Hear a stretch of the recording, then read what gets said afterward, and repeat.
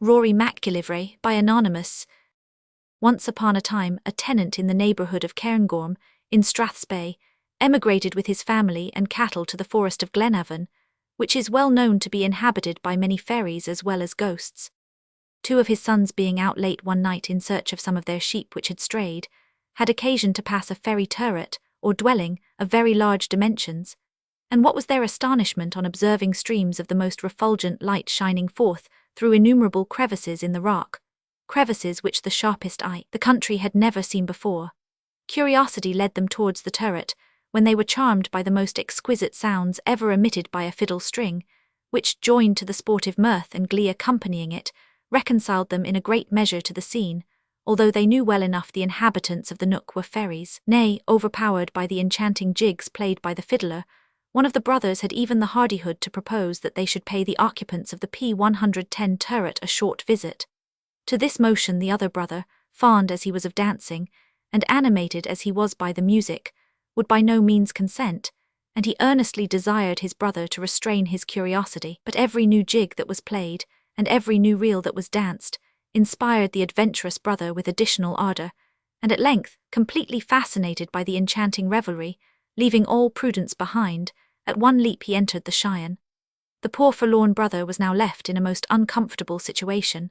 His grief for the loss of a brother whom he dearly loved suggested to him more than once the desperate idea of sharing his fate by following his example.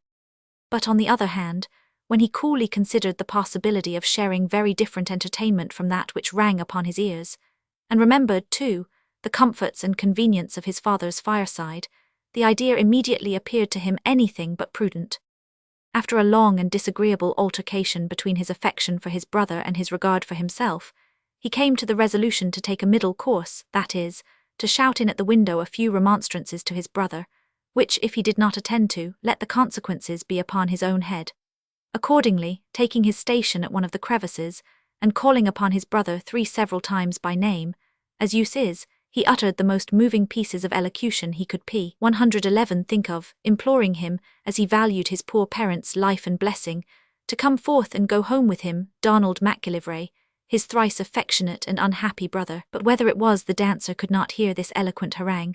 or, what is more probable, that he did not choose to attend to it, certain it is that it proved totally ineffectual to accomplish its object, and the consequence was that Donald MACGILLIVRAY found it equally his duty and his interest to return home to his family with the melancholy tale of poor Rory's fate.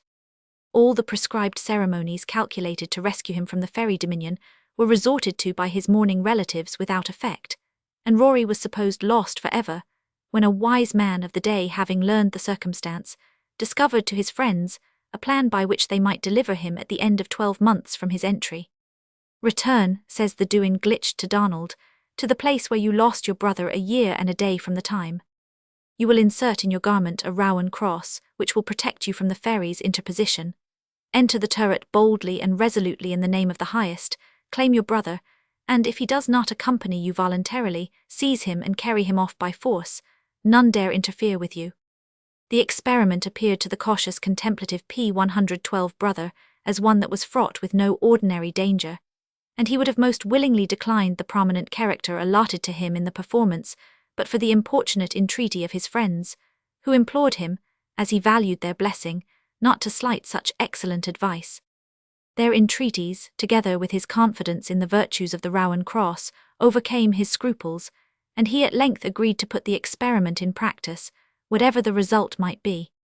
Well, then the important day arrived, when the father of the two sons was destined either to recover his lost son, or to lose the only son he had, and anxious as the father felt, Donald MACGILLIVRAY, the intended adventurer, felt no less so on the occasion. The hour of midnight approached when the drama was to be acted, and Donald MACGILLIVRAY, loaded with all the charms and benedictions in his country, took mournful leave of his friends, and proceeded to the scene of his intended enterprise. On approaching the well-known turret, a repetition of that mirth and those ravishing sounds, that had been the source of so much sorrow to himself and family, once more attracted his attention, without at all creating in his mind any extraordinary feelings of satisfaction.